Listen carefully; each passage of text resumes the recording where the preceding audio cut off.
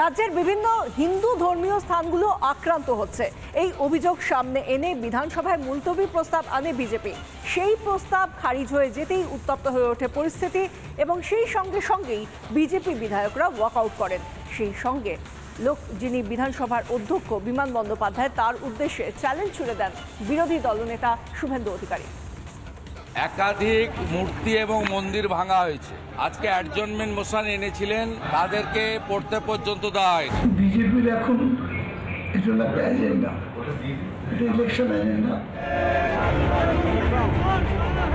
সোমবারের পর মঙ্গলবার পরপর দুদিন উত্তপ্ত বিধানসভা, তুমুল তাল ঠোকাঠুকি তৃণমূল আর বিজেপির। রাজ্যের কয়েক জায়গায় আক্রান্ত হচ্ছে হিন্দুরা, বাদে যাচ্ছে না ধর্মীয় স্থানও।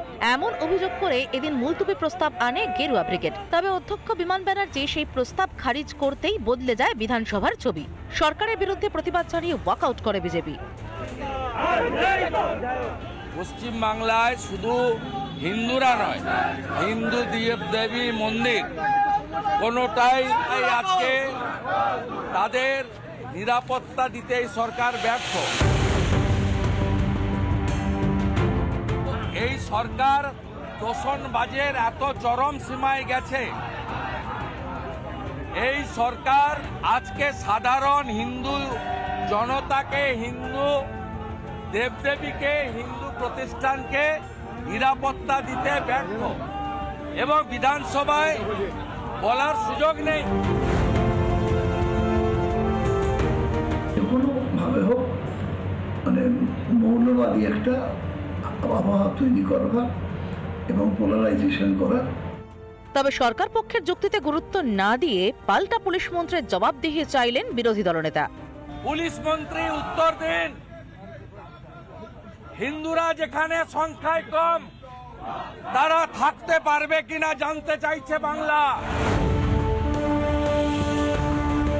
আগামীকাল ব্যাপক বিক্ষোভের জন্য প্রস্তুত থাকুন অধ্যক্ষ বিমান বন্দ্যোপাধ্যায়।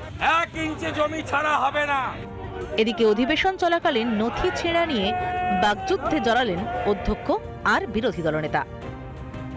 বাধ্য হয়ে সিদ্ধান্ত নিয়েছি আগামীকাল থেকে বা হেন্স আফটার কোনো সরকারি কাগজ ওদের দেওয়া হবে না। যে স্পিকার বাবা সাহেব আম্বেদকরের সংবিধান মানে না, তার কাগজ আমাদের লাগবে না।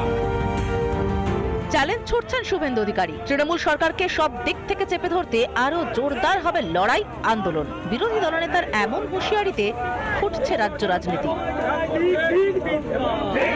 বিট্টু রায়চৌধুরীর রিপোর্ট, রিপাবলিক বাংলা। নানা ধরনের কন্টেন্ট দেখার জন্য লাইক করুন, শেয়ার করুন আমাদের ফেসবুক পেজ, সাবস্ক্রাইব করুন আমাদের ইউটিউব চ্যানেল। পাশাপাশি অন্যান্য ব্রেকিং নিউজের জন্য অবশ্যই চোখ রাখুন রিপাবলিক বাংলায়।